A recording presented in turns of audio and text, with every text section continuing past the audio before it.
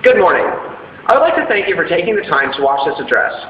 My name is Isaiah Nelson, and I am deeply honored to introduce myself to you as your next student body president.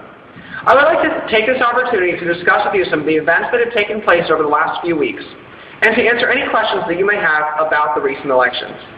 As you know, 3 weeks ago, I began campaigning to be your next student body president.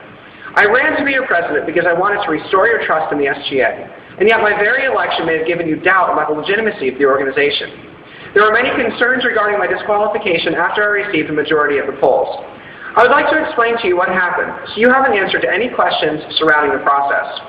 I was disqualified from the election because the SGA Election Commission concluded on election night that I had not correctly recorded the price of web hosting I bought from my website, isaiahnelson.org. The receipt that I received from my hosting provider listed the price of my monthly hosting plan as an aggregate price of around $55.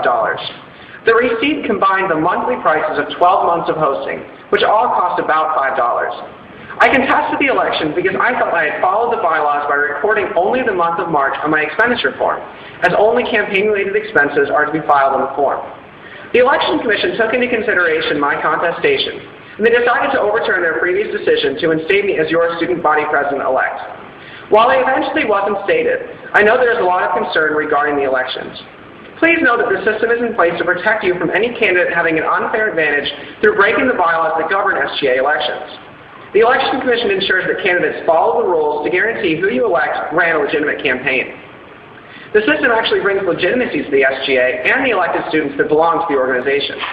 If you have any other questions regarding the election, you may check out my Facebook group, Isaiah Nelson, your student body president-elect, for the letters the Election Commission wrote to me with their exact reasoning for both disqualifying and reinstating me.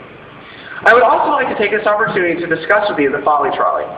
2 years ago, I spearheaded the campaign to get the Folly Trolley, and I have been working hard since the fall to get the trolley back and running more times a day than it previously was running. I recently went in front of the Carter Board to request that they bring the trolley back this semester on a more regular basis than we previously have seen. I presented them, along with councilmen from Folly Beach, a petition signed by over 250 Folly residents in support of this route. Unfortunately, Carter has experienced massive budget cuts over the last year, and they decided they would be unable to fund the route this spring.